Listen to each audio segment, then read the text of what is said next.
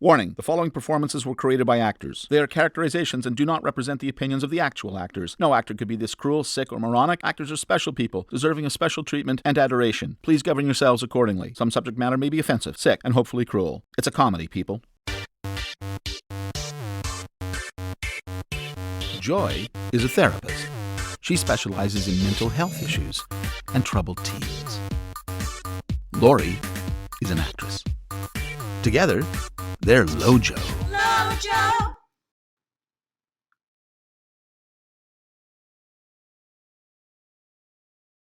Lojo! Can you do the harmony? Lojo!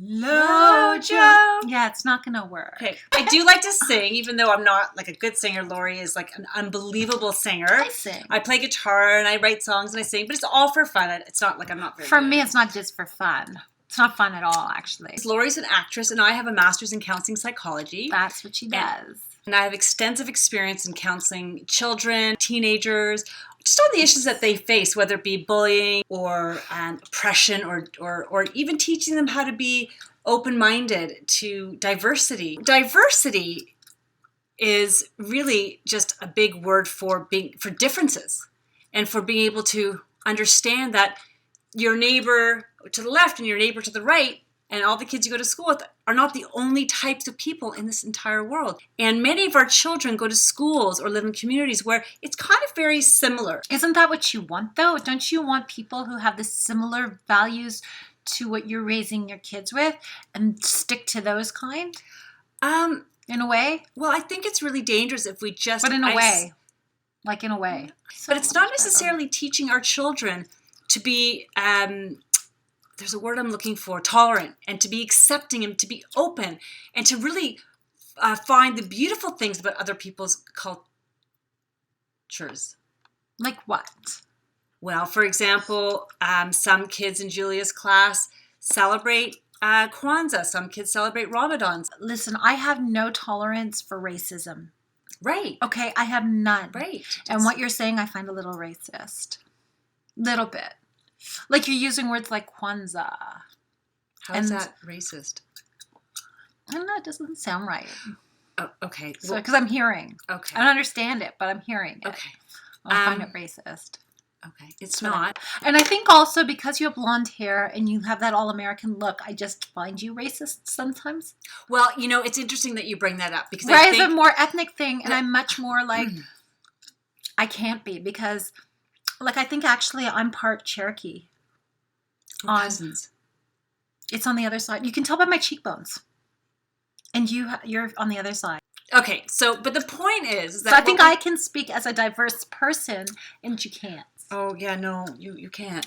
We come from, you and I both come from a world of privilege. Except for some of my ancestors on the other side. Okay. But you and I... We've had struggle. We've had pain and a lack of land.